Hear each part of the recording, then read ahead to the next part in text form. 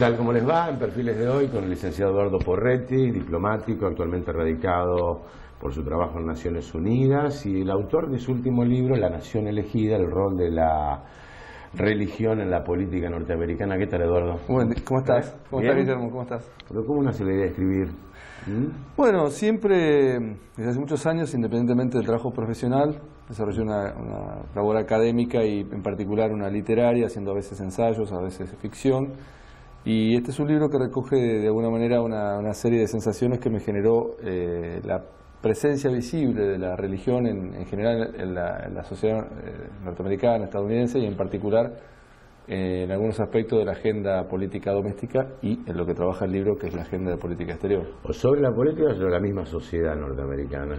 Está por todos lados, hay una fuertísima presencia de los valores religiosos contra lo que todos suponemos que Estados Unidos es básicamente una sociedad muy moderna, muy secular, muy laica, muy práctica, muy pragmática. Sin embargo, desde mi punto de vista, y desde el punto de vista de expertos que han trabajado este tema con mucha seriedad desde hace muchos años, hay una suerte de valores, un grupo de valores culturales, entre los que los valores religiosos son verdaderamente significativos, que juegan un rol en la definición de una serie de cuestiones que tienen que ver con la vida comunitaria, como el imperio de la ley, la importancia de los contratos, para los impuestos, la disciplina fiscal, la disciplina en general, el respeto por la ley, el tránsito, parar donde dice stop. Sí. Ahora, ¿podría explicarse Estados Unidos como potencia a partir de ese flujo de valores o no? Bueno, hay, como en todas dimensiones, una fórmula compleja que tiene una serie de elementos para medir el comportamiento de una sociedad. Y yo lo que digo es que la religión cumple un rol que no habíamos estado prestándole atención. No digo que sea definitivo ni que los valores religiosos terminen de definir algunos aspectos de la agenda política concreta. Digo que conjuntamente con otros elementos como los intereses concretos, los intereses en materia de seguridad o intereses económicos, hay valores culturales que juegan un rol en el momento de la toma de decisiones, a veces visibles y a veces dando como un marco general cultural en el cual la clase política, en el momento que toma decisiones, tiene de alguna manera enmarcada previamente ya esas opciones, para decir específicamente respecto de las tomas de decisiones.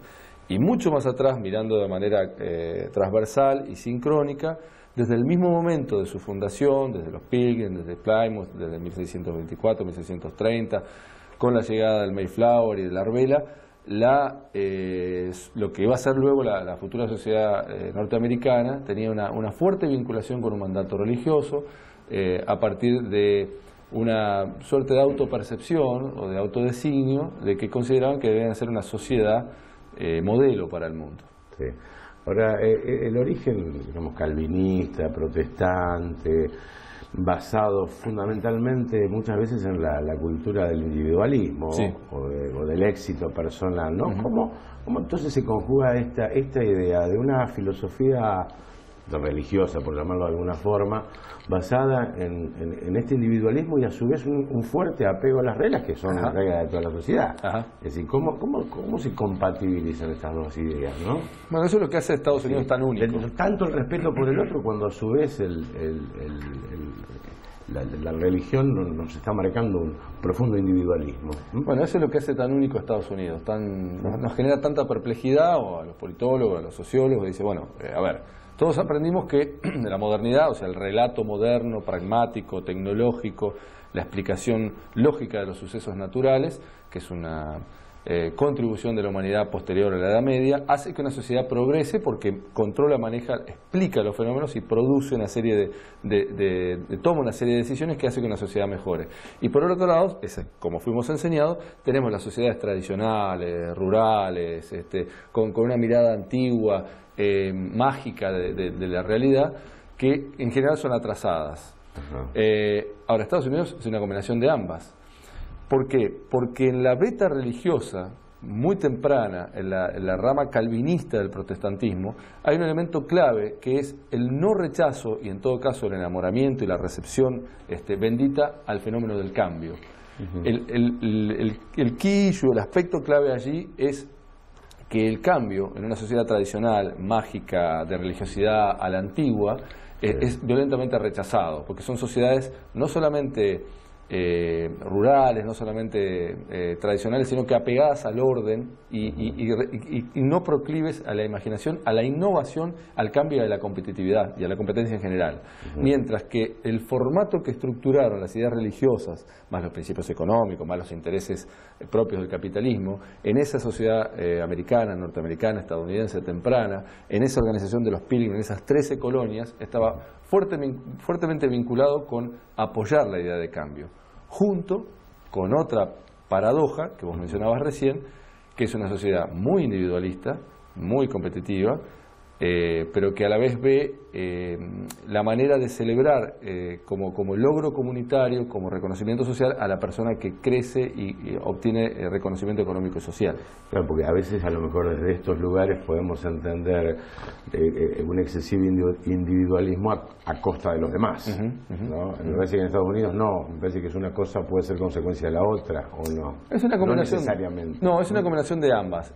El dato esencial, y esto lo sabes perfectamente, que es la vieja idea weberiana, es que en esta versión cristiana del protestantismo hay una cómoda relación con el capitalismo, a diferencia de la católica romana. Más franciscana, más claro, pobre, más cultura de la pobreza, celebratoria de la pobreza, de la austeridad, etcétera.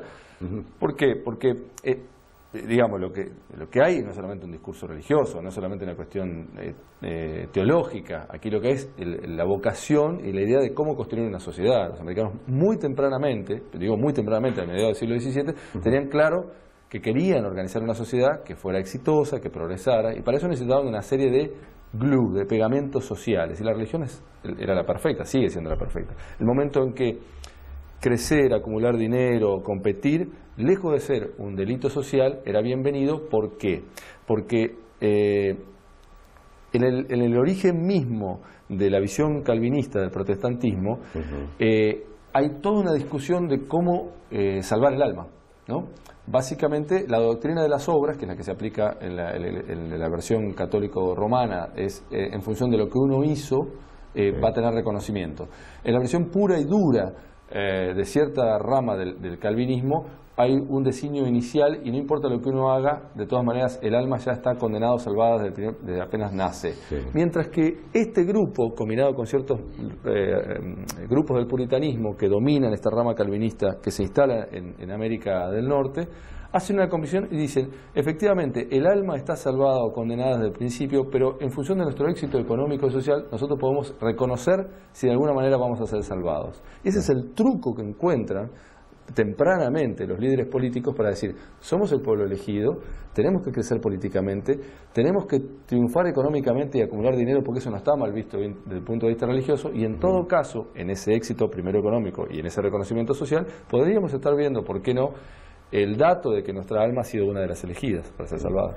Cuando hablas de influencia religiosa, hablas de una adhesión o una práctica fuerte de la religión. Yo veo una práctica muy fuerte. Yo cuando llegué al pueblo que fui a vivir en las afueras de Nueva York, lo primero que encontré, lo primero que hice fui a buscar la plaza central, no la encontré. Empecé a dar vueltas a buscar un café, tampoco lo encontré. Empecé a buscar una librería, tampoco había. Y en ese transcurso me di cuenta que había atravesado 12 iglesias.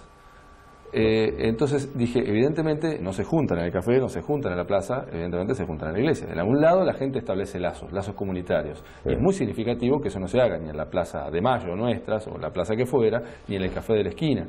Es muy significativo que el lugar de reunión, bueno, iglesia significa precisamente eso, asamblea, lugar de reunión, que las iglesias fueran el lugar donde la gente establece lazos sociales, donde se ve, se saluda, donde alguien baja línea, por decirlo con triple comillas, diciendo, bueno, estos son los comportamientos sociales aceptados o los no aceptados, etcétera, etcétera. Y también es el lugar de encuentro y de reconocimiento social. Me llamó mucho la atención la cantidad de iglesias en un pequeño pueblo, y eso se repite por todo Estados Unidos. Tiene un mercado religioso muy activo y muy competitivo. La gente, a diferencia de en Argentina y en otros lugares, no permanece leal a su religión toda la vida, sino que cambia en más de una ocasión y a veces en más de una etapa de su vida de una u otra religión. La católica es más del 20%, ¿no? Sí, actualmente. Y es importante, socialmente es reconocida, sí. Sobre todo también porque el impacto de la migración latina, que es altamente significativa, trae consigo la religión católico-romana. ¿Y cómo conjugás? Porque toda religión está fundamentada en valores que tienen que ver con, entre otras cosas, comunes de muchas religiones, ¿no? Pero por otro lado también uno mira a veces con preocupación, digamos, determinadas políticas exteriores de los Estados Unidos, belicistas, de las invasiones propias de los Estados Unidos, y que la gente lo ve bien. ¿Cómo se compadece eso con la religión? Bueno, uno de los capítulos del libro trata sobre la relación entre la religión y la violencia, y si la religión es un elemento de pacificación, de mejora de las relaciones, de aceptación del otro, o en todo caso es un parámetro social, y fue un parámetro social que en los últimos siglos, y particularmente en las últimas décadas, sobre todo en 1970, contribuyó a hacer más crispado el ambiente político y limitó las posibilidades de acuerdo. Claro. Estamos separando la idea de un fundamentalismo que es otra cosa, sí, ¿no? O sea, que no opera de esa forma en Estados Unidos como si pueden operar en otros países.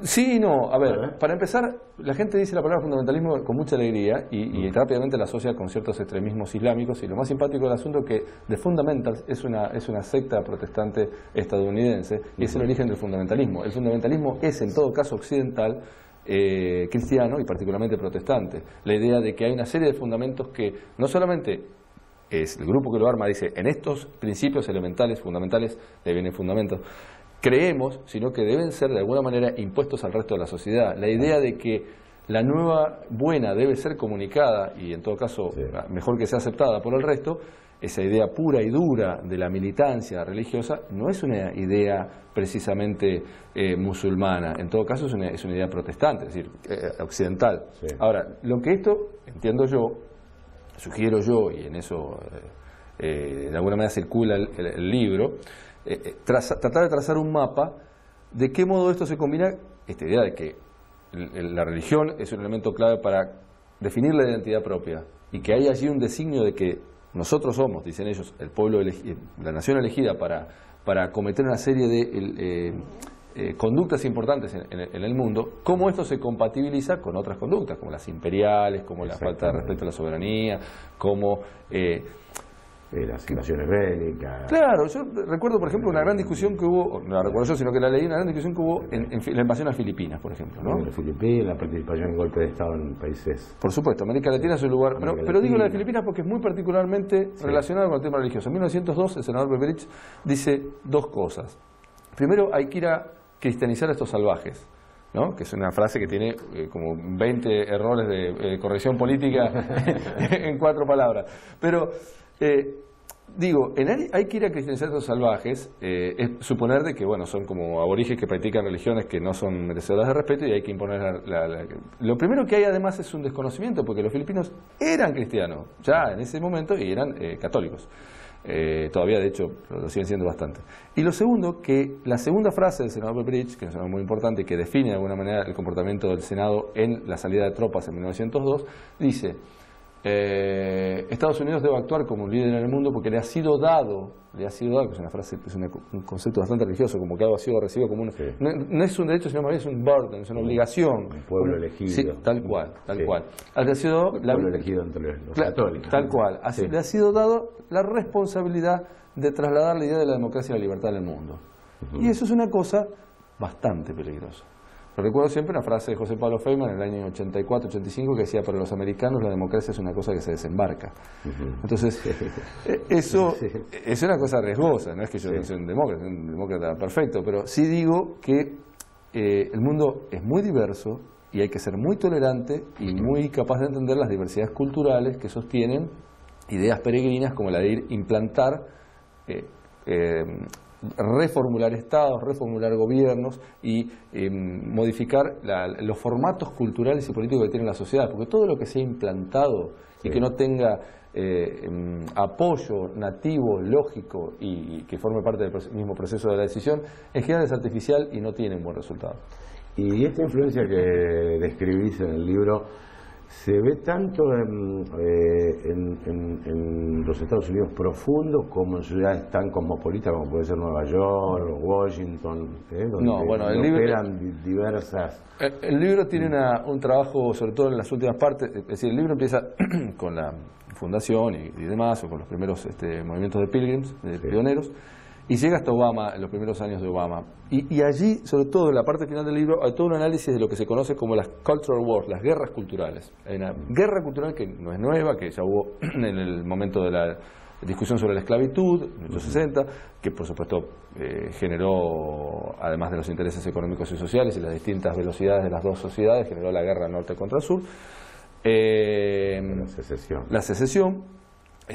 Condicionó el gobierno de Abraham Lincoln y atravesó toda la historia de la segunda parte del siglo XIX, y cada tanto, en 1900, cada tanto después, con la prohibition, la imposibilidad de tomar alcohol, después en 1921, que lo llamó el juicio del mono, con la prohibición de la enseñanza del darwinismo y la teoría de la evolución, un profesor que va preso por enseñar la teoría de la evolución. Todo el tiempo los sectores liberales, en Estados Unidos liberal no es una mala palabra como acá, es una palabra posible, quiere decir progresista, sí, todo lo contrario, liberal, sí. Y los conservadores debatieron sobre la plaza pública, y eso es muy interesante. Uno puede ser crítico o no de la sociedad americana, pero es muy interesante cómo hay un fuerte debate político en la arena pública, en el sector académico, en la clase política, en los medios. Todo el mundo toma posiciones, discute, debate, la gente en general con bastante argumento, pero demuestra, lo que yo entiendo, que es una fractura de una sociedad liberal, de costas liberales, moderna, cosmopolita, tolerante, lista para aceptar la diversidad de todo tipo, sexual, religiosa, cultural, étnica, lo que fuera, y adentro un Estados Unidos mucho más conservador, mucho más simple, mucho más enfocado en su propia realidad, que a veces despectivamente la gente le dice redneck, ¿no? Porque nunca roja, son la gente que tiene una visión de los Estados Unidos mucho más endogámica, digamos, y unas costas liberales, blue state, mucho más en California y en Nueva Inglaterra, mucho más liberales. Y eso es una fractura que se nota perfectamente en el mapa de las elecciones que le dieron la presidencia a Barack Obama. Él está votado perfectamente por los estados, las costas liberales, y todo en rojo ha sido ganado por los republicanos, el centro del país, centro y sur del país. Y eso es una fractura cultural que los expertos, yo no digo mucho, yo cito a los expertos dicen que eso no está resuelto, y Obama está trabajando en eso, al igual que trabajó mucho Abraham Lincoln, tratando de fortalecer la unión, tratando de forjar una identidad nacional, tratando de superar esa fractura social, porque la gente opina efectivamente de manera distinta, tiene identidades distintas. Y fue clave también la religión en la dura lucha que después consagró el tema de los derechos civiles, a través de casualmente pastores que estuvieron al frente de los grandes movimientos civiles en Estados Unidos. Por supuesto, tanto en la abolición de la esclavitud como el racismo. Como en la lucha contra el racismo mucho tiempo después, estamos hablando de 1950, 1960, Martin Luther King, la lucha por los derechos civiles. Malcolm X. Sí. Louis Farragut, visiones más extremistas, más moderadas, la de Martin Luther King, por supuesto, la más admirada de manera pacifista. Los líderes religiosos tienen un rol muy importante, mucho más importante, yo te diría, que lo que veo aquí, porque en la relación de la religión y política, el Estado es mucho menos presente que en un país como el nuestro, ¿no? Tenemos una larga herencia de un Estado importante, con el radicalismo, con el peronismo, un Estado que se ocupa de muchas cosas. Los sectores sociales vulnerables y una larga serie de inequidades que genera cualquier sociedad, en Estados Unidos y en general en los países anglosajones, pero en particular en Estados Unidos, la presencia del Estado es bastante reducida. En cambio, ellos tienen unas faith-based community o social community service, que son servicios sociales basados directamente en órdenes religiosas, que se dedican a trabajar directamente en los temas de vulnerabilidad social que el Estado directamente está ausente. Y el Estado incluso hasta sostiene económicamente esas comunidades de base religiosa que trabajan con la violencia de género, con el racismo, con la asistencia, la salud pública. Pero todo eso en los barrios más difíciles, por lo general son líderes religiosos los que trabajan en eso. Y hay una empatía social, la sociedad es proclive a que eso lo hagan los líderes religiosos. Y el Estado como que retrocede en ese lugar. Eso tiene que ver con la forma que tiene el Estado en los Estados Unidos y en general los países anglosajones. Bueno, La Nación Elegida fue editado por la Universidad Nacional del Litoral. ¿En Estados Unidos leyeron ya el libro? No mucho. Necesito un editor. Realmente La Universidad Nacional del Litoral ha sido extremadamente generosa en ofrecerme esta posibilidad de publicar esto, no solamente una universidad de la importancia tan grande como la que todos conocemos, sino con una línea editorial que ha sido, que magníficamente ha retratado la producción local y regional y también nacional, con autores, por cierto, mucho más conocidos que yo, pero por eso estoy muy contento con la oportunidad que me ha dado la universidad. ¿Y cuál es el público que imaginas de la Nación Elegida? Yo digo el público lector. Sí, yo creo que tiene un target, tiene un mercado. Es un libro que no es un libro de religión, ¿no? Tiene la palabra religión en la portada, tiene una obra de arte muy conocida, que es un avión de caza. Polémica. Sí, polémica también. Para la gente que no le guste la tapa, le digo que el contenido es mucho más respetuoso que la tapa. La tapa es la única parte un poquito herética. Pero bueno, verdaderamente la elegí porque, además de ser una obra de un artista extraordinario, León Ferrari, es una obra que sintetiza de manera perfecta lo que dice el libro, que es el cruce entre la lógica política y a veces la lógica imperial y la religión.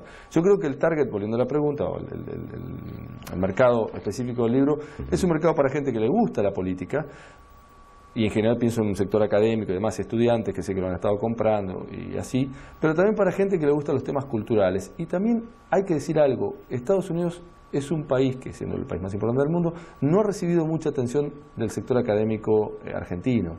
Y es una cosa que, no digo pero sí una serie de libros se están empezando a llenar, sin dejar de mencionar que la religión es un tema en alza en la ciencia política y en la sociología mundial. Entonces, de alguna manera, es un nicho que este trabajo intenta completar. Gracias, Eduardo, y suerte. Muchas gracias, Guillermo. Hasta nuestro próximo encuentro.